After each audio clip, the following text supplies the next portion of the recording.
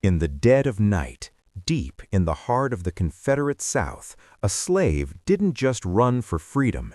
He stole a heavily armed warship, impersonated a high-ranking captain under the nose of shore patrol, and delivered a gift to Abraham Lincoln that would change the course of the American Civil War. This is the story of how one man turned the tide of history with nothing but a straw hat and nerves of cold steel. Chapter 1. The Heavy Hum of Charleston. The year was 1862. Charleston, South Carolina, was a city of iron, salt, and the suffocating scent of jasmine mixed with gunpowder. The harbor was a jagged mouth of cannons guarded by the impenetrable Fort Sumter. Robert Smalls stood on the deck of the CSS Planter, a 150-foot wood-burning steamship. To the Confederate officers, Robert was chattel, a piece of equipment used to navigate the treacherous, winding sandbars of the Atlantic coast. They trusted him because they believed he had no choice. They were wrong. Robert was a wheelman. He knew the currents of the Cooper River better than he knew the lines on his own palms. He also knew that his wife Hannah and their 2 children were being sold piece by piece by the master who owned them. "Robert," the Confederate Captain Relay barked, tossing his heavy, gold-braided coat onto a chair, "keep the boilers low. We're heading to the party at the General's tonight. Stay on the ship. Don't let the fire go out." Robert bowed his head, the picture of submission. "Yes, Captain. I'll keep her ready." As the white officers disembarked to enjoy a night of Southern high society revelry, Robert watched their shadows disappear into the gaslight of the city. He looked at his fellow enslaved crewmen. The air changed. The submissive slouch vanished. Robert Smalls stood tall, his eyes reflecting the flickering orange glow of the furnace. "Tonight," Robert whispered, "tonight we take the ship." Chapter 2. The Impossible Disguise. These were impossible disguises. To get out of the harbor, they had to pass 5 Confederate forts, including the massive guns of Fort Sumter. Each fort required a specific steam whistle signal to pass. If they missed one beat, the planter would be blown out of the water before Robert could even scream. At 3 a.m., the crew quietly brought their families, women and children shivering in the dark, onto the ship. They hid them in the hold behind crates of ammunition. "If we are caught," Hannah whispered, clutching Robert's arm, "we blow the boilers. I'd rather go to God in a flash of fire than go back to the auction block." Robert nodded. He went to the captain's cabin. He put on the captain's heavy coat. He donned the captain's signature wide-brimmed straw hat. In the dark, from a distance, the silhouette was perfect. He pulled the cord. The planter's whistle let out a long, mournful blast. The paddle wheels began to churn the dark water. Chapter 3. The Gauntlet of Fire. As they approached Fort Johnson, the first checkpoint, the crew held their breath. Robert stood in the pilot house, his back straight, shadows obscuring his face. He gave the signal, 2 long whistles and a short one. The sentry on the fort looked down. He saw the hat. He saw the coat. "Pass, Planter," the sentry shouted. 1 down, 4 to go. The most dangerous test was Fort Sumter. This was the fortress where the war had begun. The guards here were elite, their eyes sharp. As the ship drifted into the shadow of Sumter's massive granite walls, the sun began to peek over the horizon. Light, the enemy of the fugitive, was breaking. Robert didn't panic. He folded his arms across his chest, imitating the captain's specific, arrogant posture. He pulled the whistle cord with the exact rhythm of a man who owned the world. The Confederate guard at Sumter looked through his glass. He saw the familiar ship. He saw the familiar hat. "All right, Planter, give 'em hell out there," the guard yelled. Robert didn't answer. He couldn't. He just tipped his hat. Chapter 4. The White Flag. Once past the range of the Confederate guns, Robert commanded the crew to stoke the fires. They weren't out of danger yet. The Union blockade, the Northern Navy, was waiting in the deep water. To them, the Planter was a Confederate warship coming to attack. "They're going to fire!" yelled one of the crew. The Union ship, USS Onward, swung its massive 30-pounder guns toward them. Robert realized with horror that they were still flying the Confederate Stars and Bars flag. "Lower the flag! Lower it now!" Robert screamed. Hannah ran onto the deck with a white bedsheet, the very sheet they had slept on as slaves just 24 hours prior. They hoisted it high. The Union ship, USS Onward, paused. The Union captain looked through his binoculars, baffled. A Confederate ship was surrendering? As the ships drew side by side, Robert Smalls stepped to the railing, took off the captain's hat, and shouted to the Union officers, "Good morning, sir. I've brought you some of your old guns and a right good ship." Chapter 5. The Council of War. The arrival of the CSS Planter in the Union-controlled waters of Port Royal was like a thunderclap. While the North was struggling with low morale and a string of military stalemates, Robert Smalls appeared out of the mist with a gift worth a fortune: the Confederate Navy's secret codebook, a map of the Charleston Harbor mines, torpedoes, and the heavy artillery the South desperately needed. But the Union officers were skeptical. In 1862, many Northern generals still held deep-seated prejudices. They couldn't believe an enslaved man, a man they were told was uneducated, had successfully navigated a gauntlet that their own best spies couldn't crack. "How did you know the signals?" Admiral DuPont asked, leaning over a mahogany desk, his eyes narrowing at Robert. Robert stood tall, his voice calm and resonant. "Because, Admiral, when the masters think you are just a piece of furniture, they speak freely. I didn't just steer the ship. I listened to the wind. I listened to their whispers. I knew the signals because I made it my business to know the way to my own freedom." That afternoon, the news reached Washington, D.C. Secretary of War Edwin Stanton was stunned. He saw in Robert Smalls not just a pilot, but a symbol. Chapter 6. The Meeting with the Emancipator.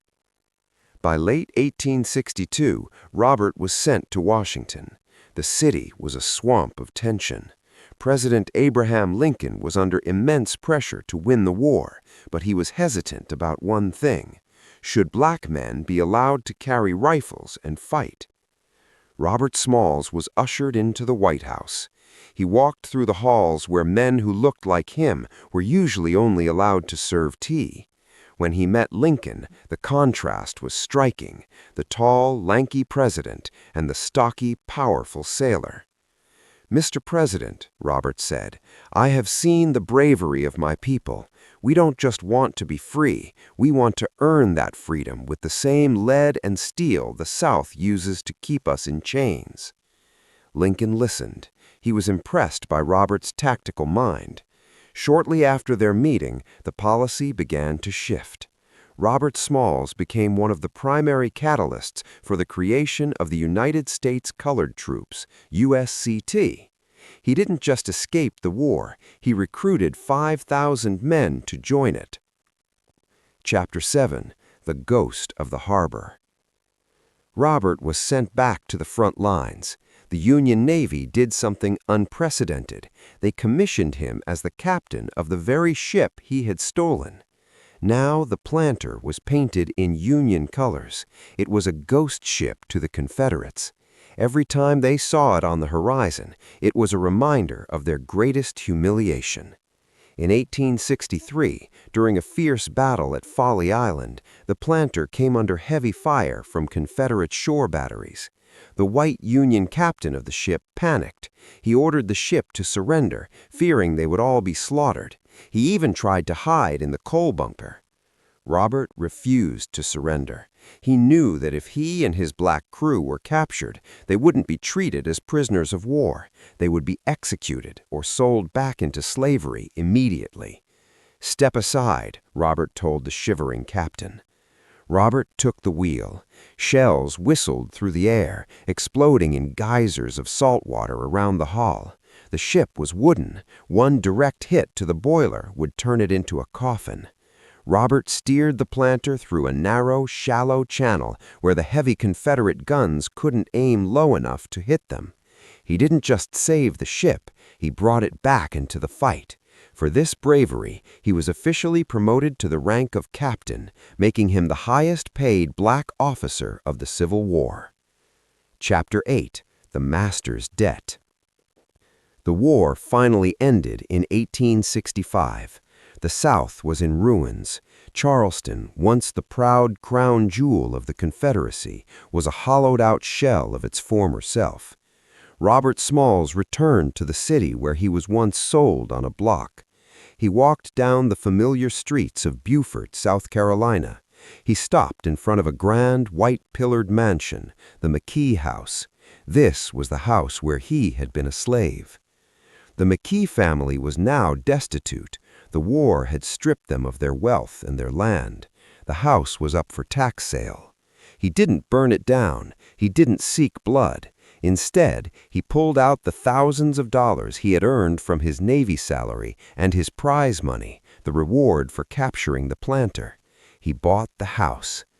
In a moment of poetic justice that felt like a divine decree, Robert Smalls moved his aging mother into the master's bedroom. He wanted her to sleep in the finest bed in the house where she had once been forced to scrub the floors. But the story took an even stranger turn. One afternoon, his former master's wife, now elderly and suffering from dementia, wandered onto the porch of the house. She didn't realize the war was over or that she no longer owned the home. She thought she was still the mistress of the estate. Instead of throwing her out into the street, Robert Smalls showed a level of grace that shocked the nation. He invited her in, he let her stay in her old room, and fed her at his table until the day she died. "I am a man of the new world, and in the new world we do not let the old world's hate govern our hearts." Chapter 9: From the Deck to the Desk. The real story was only beginning. Robert Smalls realized that while the war was won, the battle for the soul of America was just starting. He saw that without education and the right to vote, his people would be slaves in name only. He taught himself to read and write fluently. He opened a school for black children, and then he set his sights on the most powerful room in the country, the United States Congress. Chapter 10: The Red Shirts and the Shadow of the Noose. By the 1870s, the era known as Reconstruction was turning into a blood-soaked struggle for power. Robert Smalls had moved from the deck of a warship to the floor of the South Carolina State Senate and later the U.S. House of Representatives.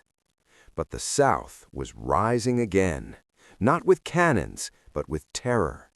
A paramilitary group known as the Red Shirts began a campaign of Edgefield policy, which was a polite name for organized assassination. Their goal was simple: stop black men from voting at any cost. During an election cycle in Beaufort, a mob of armed white supremacists surrounded the building where Robert was speaking. The air was thick with the smell of kerosene and the sound of cocking rifles. "Smalls," they shouted, "come out and face the rope." Robert didn't hide. He didn't call for a secret exit. He walked out onto the balcony, looked down into the sea of angry faces and flickering torches, and adjusted his spectacles. He was no longer a fugitive. He was a congressman of the United States. "You can kill the man, but you cannot kill the vote. Every drop of blood you spill today will only water the seeds of the freedom I have already planted."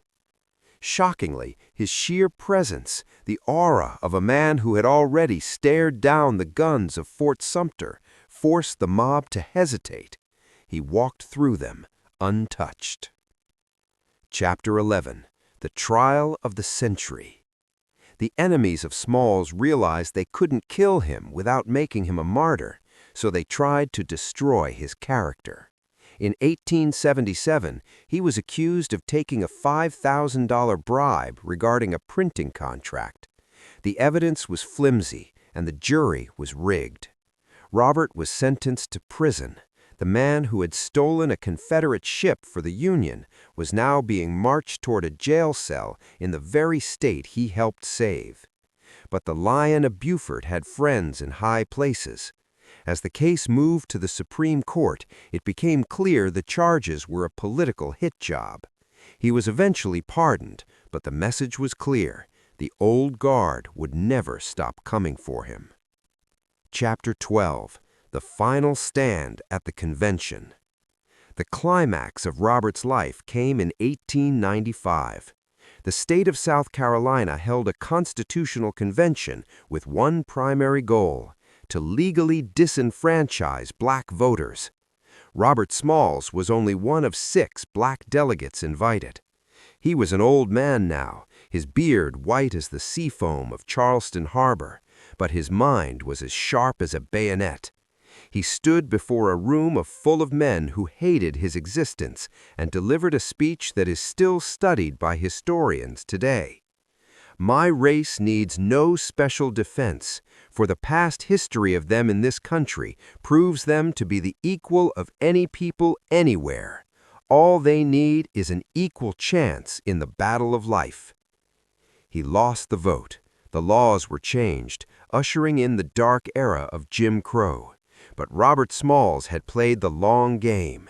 He had proven that a man born as property could die as a peer. Chapter 14. The Sunset at McKee House. Robert spent his final years sitting on the porch of the McKee House, the house he had once served in as a slave and later bought with his own honest wages.